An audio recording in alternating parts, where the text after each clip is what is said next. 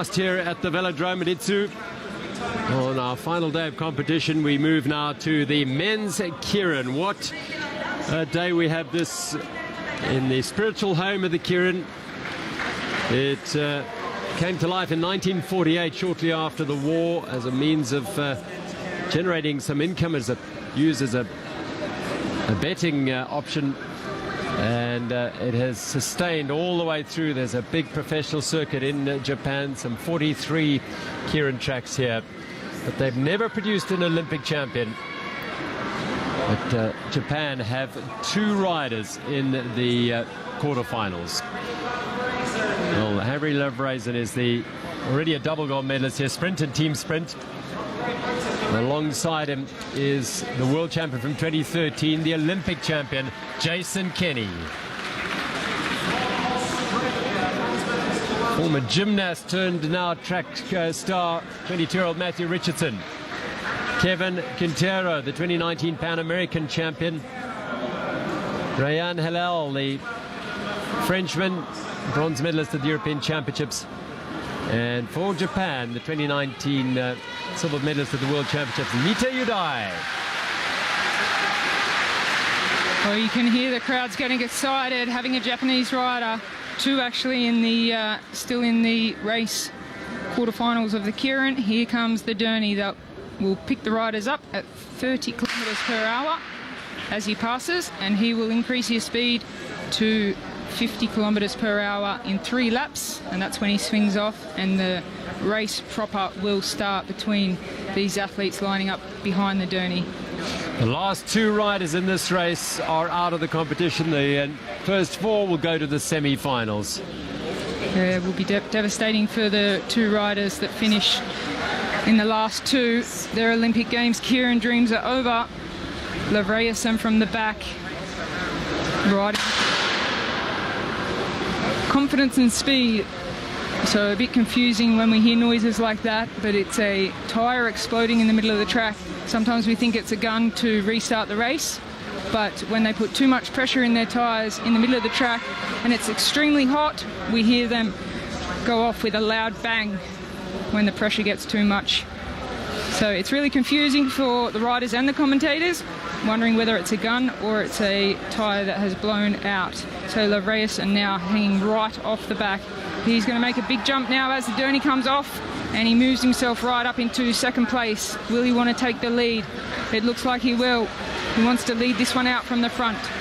Well, that's where he's got his power. He's got Richardson next to him, and then it's the Japanese rider, Nita Udai. Jason Kenny's having to work now. Kenny moves to the front, and he's going to take on Loveraisen, who looks across and sees Kevin Quintero go past him as well. It's going to be a very tight race, this, because Kenny's taken it very, very early. Quintero, then it's Hillel, and finally Loveraisen. Last 2 will go out of this. Japan are under pressure to get a rider into the semi-finals here. Jason Kenny going to bring it home here. Quintero, though, and Kenny. Quintero, Kenny, Hillel, and Loveraisen. But no luck for Richardson and for the Japanese rider, Nita Udai. Yeah, a bit disappointing for the Japanese crowd, but he'll go out with some smiles, having represented Japan at this level at the Tokyo Olympic Games. But the first 4 go through, and that will be Quintero, Jason Kenny, Ryan Hillel, and Harry Loveraisen. Well, it's so interesting to see Loveraisen and Kenny, the 2 sort of, if you want to, you know, the big men here, the favourites. They're watching each other so closely. Kenny did spring a little move on Loveraisen on the penultimate lap, but the Dutchman was equal to it. Well, what we're seeing from Jason Kenny at this year's Olympic Games is that he's having to use all of his experience and tactics, because he's not the fastest man in the sprint or the Keirin at this year's Tokyo Olympics, but he's got so much experience and phenomenal tactics that he may make his way through to the gold medal position in the Keirin. But for now, he moves through. So it was only necessary to be top 4, as the next heat is now getting ready to come out onto the track. Heat number 2 in the men's Keirin quarterfinals. Jack Carlin, Max Levy, Mohamed Saram, Callum Saunders, Jai Chon En Fa, and Nicholas Paul. So this is Max Levy, He's got 5 World Championship medals. John Enfar from Suriname, and it's on the northeast Atlantic coast of South America. It's the smallest country in South America, just 580,000 the population. Craig McLean, his coach, has been working with Craig at the World Cycling Centre in Switzerland, alongside this man as well, Nicholas Paul from Trinidad and Tobago. That island, these islands are just 11 kilometres off the South American coast, north-west of South America. New Zealand, Callum Sanders, the 25-year-old from Bledum, grew up in rural Marlborough. Max Levy and Jack Carlin, the bronze in the sprint, Jack Carlin. Max Levy, silver in the Keirin in 2012 in London. Well, this is a serious heat. A lot of nervous riders that will not want to be pushed out of this competition at the Tokyo Olympics.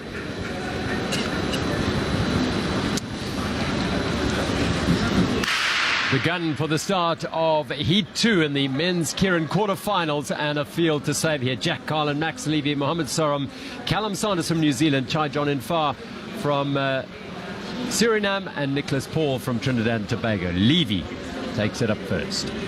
And Jack Carlin in second place, and he has been racing with exceptional tactics through to this point. These riders are known as sprint and Keirin riders, and not endurance athletes, but they have had to back up so many times over the course of the week that a few of these riders will be feeling quite tired. We see Max Levy on the back of the Derny, playing it safe from the front. Jack Carlin very focused on the wheel, and Sorum just hanging off the back, hoping that Levi makes a move. Max Levy. Carlin, bronze medalist in the sprint, he went all the way in that competition. Callum Sanders is the freshest of them, if you like. He didn't do the sprint, as Sorum makes a move up the side here. Sorum from Malaysia, he will want to stay out of trouble up the front, so Jack Carlin has him on the hip. Jack Carlin wants to take the lead. Journey off and the racing on now. Sorum making it hard and making it aggressive, taking it early for the Malaysian. So Levy takes it out from the front. Jack Carlin in second place. They are at full speed now. Sorum goes so fast down the back straight. He's still got a lap to go when he comes around. Has he gone too early? Well, Nicholas Paul from Trinidad and Tobago is in the thick of it as well. John Enfar as well. But Nicholas Paul, who holds the world record in the 200 metres in the sprint, is away. Jack Carlin is chasing him. John Enfar for Suriname. Carlin, John Enfar and Levy. Out goes Sanders and Sorum. Well, that was absolutely phenomenal, and that's what a good night's sleep can do. We see Nicholas Paul, what an incredible ride. Jack Carlin's just shaking his head. He can't believe a man on 2 wheels can be that fast, and you have to take your hat off. That was absolutely impressive. The question is, how many times can he back that up to try and take the gold medal? But if there's a move like that and he's still got that kind of power in the final, he's certainly going to be the man to beat. Well, he went early. This is where his attack, he still had a lot of work to do, and my word, what power from Nicholas Paul. Look at the gap to second, and that's why Jack Carlin couldn't believe that. So the two men who've been training in Switzerland, they're delighted, and it's a really top achievement by those two. John Enfar from Suriname, he is so delighted to be going through to the semi-finals. So they are the riders that go through the top 4. Enthralling racing, and it's so different to the sprint. Well, they are hoping, praying that Wakimoto Yuta can go through for Japan in this final quarterfinal. Heat 3, Matt Glazer, Stefan Buttiger, Wakimoto Yuta, Azul Hasni Awang, Dennis Dimitriev and Kwesi Brown. We've just seen Malaysia lose 1 rider from this competition. Australia's lost 1 rider as well, and so has Japan. So this is their chance to get a rider through to the semi-final. Awang at the top of the track, the pocket rocket man he's known as, 8th of 9 children. Wakimoto The Keirin bullet. He's got Keirin in him. He's been racing Keirin here in Japan for many years. He's a professional, silver of the World Championships. 3 Asian titles to his name. Bottom of the track, Matt Gleitzer, 4th in the World Championships. Stefan Botiga, former sprint world champion. Denis Dmitriev, 4th in the sprint, in good form, the Russian Olympic Committee rider. And another from Trinidad and Tobago, in Kwesi Brown. So there he is, Kwesi Brown, inspired by Nicholas Paul, perhaps. Can he pull this through? So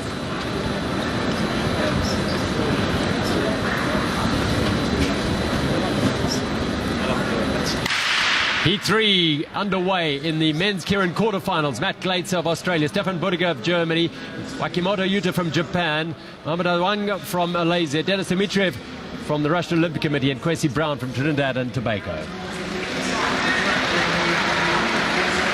Well, Matthew Gleitzer, he's normally more comfortable riding from the back and taking a big flyer. He's on the wheel of the Derny, most aerodynamic man we'll ever see in sprint racing.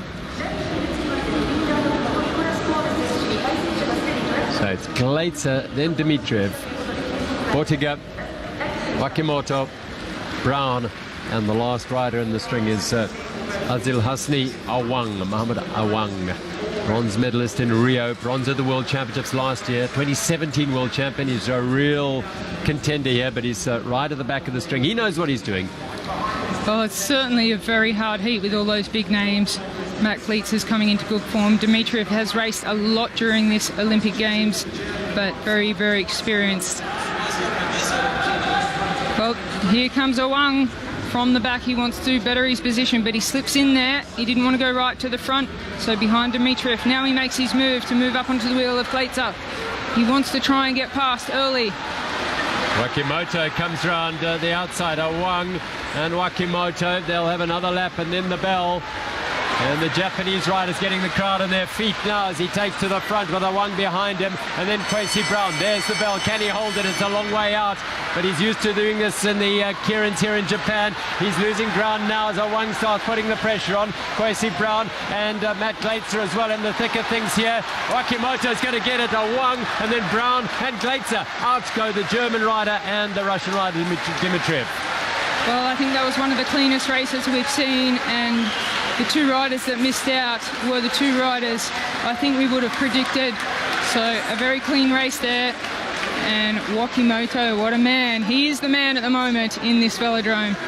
Matthew Gleitzer, he'll be pleased to have finished 4th, and he'll go through to the semi-finals. Brown also delighted to go through. Well, here we see the replay. Awang coming around the outside, the Malaysian, and Wakimoto at the finish with 1 lap to go. He looks like he's stuck on the hip. So at the moment we've got Wakimoto throw for the line. Awang, Brown and Gleitzer go through to the semi-finals. Missing out there Dmitriev and Botiga. So many fast riders. You can't call it for the finals, for the semi-finals. It's very close racing, and all super big names at this level. And that's still to come. It's going to be fantastic. These are the results from that last quarterfinal. Wakimoto, Awang, Brown and Gleitzer go through. Botiga and Dmitriev's Olympics are over.